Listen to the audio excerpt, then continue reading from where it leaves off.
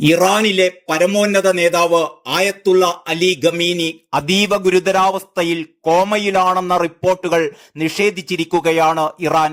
ആയത്തുള്ള അലി ഖമീനി മരിച്ചു എന്ന തരത്തിലുള്ള വാർത്തകളും ചില അന്താരാഷ്ട്ര മാധ്യമങ്ങൾ റിപ്പോർട്ട് ചെയ്തിരുന്നു. എന്നാൽ ഇത് പൂർണ്ണമായും തെറ്റായ പ്രചരണമാണെന്ന് വ്യക്തമാക്കിയ ഇറാൻ ആയത്തുള്ള അലി ഖമീനിയുടെ ചില ചിത്രങ്ങളും പുറത്തുവിട്ടിട്ടുണ്ട്.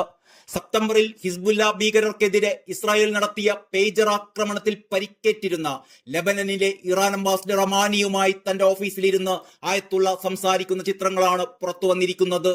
ആരോഗ്യസ്ഥിതി മോശമായതുകൊണ്ടാണ് ആയത്തുള്ളയുടെ രണ്ടാമത്തെ മകൻ മൊജ്തബ ഖമീനിയെ അടുത്ത നേതാവായി തിരഞ്ഞെടുത്തത് എന്ന റിപ്പോർട്ടുകൾ പുറത്തു വരുമ്പോഴാണ് ഖമീനിയുടെ ആരോഗ്യനിലയെക്കുറിച്ചുള്ള പരസ്പര വിരുദ്ധമായ വെളിപ്പെടുത്തലുകൾ. 1989 മുതൽ ആയത്തുള്ള അലി ഖമീനി ഇറാന്റെ പരമോന്നത നേതാവ് എന്ന പദവി വഹിക്കുകയാണ്. റുഹല്ല ഖമീനിയുടെ പിൻഗാമിയായിട്ടാണ് ആയത്തുള്ള അലി ഖമീനി സ്ഥാനമേറ്റെടുത്തത്. കഴിഞ്ഞ 2 വർഷമായി മൊജ്തബ ഖമീനി ഭരണത്തിൽ കാര്യക്ഷമമായി ഇടപെടലുകൾ നടത്താറുണ്ട്. പൊതുവേദികളിൽ അപൂർവമായി മാത്രമേ മൊജ്തബ പ്രത്യക്ഷപ്പെടാറുള്ളൂ. കഴിഞ്ഞ നവംബർ 7-നാണ് ആയത്തുള്ള അലി ഖമീനിയെ ഏറ്റവും ഒടുവിൽ പൊതുമധ്യത്തിൽ കണ്ടത്. കഴിഞ്ഞ സെപ്റ്റംബർ 26-ന് ഇറാനിയൻ അസംബ്ലിയിലെ 60 വിദഗ്ധരെ രഹസ്യമായി ആയത്തുള്ള അലി ഖമീനി കണ്ടിരുന്നു.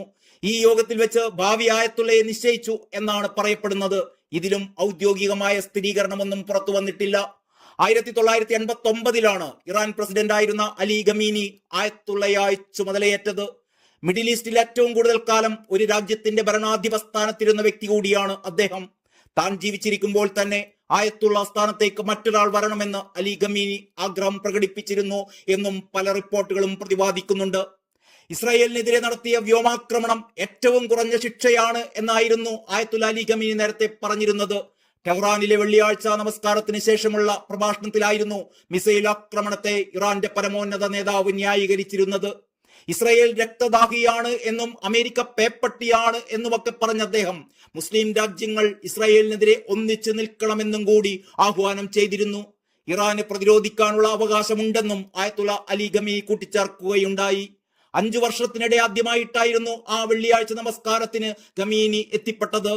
ടെഹ്റാനിലെ പള്ളിയിലായിരുന്നു ആയത്തുള്ള അലി ഖമീനി അന്ന് അവസാനമായി ജനത്തെ അഭിസംബോധന ചെയ്തുകൊണ്ട് സംസാരിച്ചത്.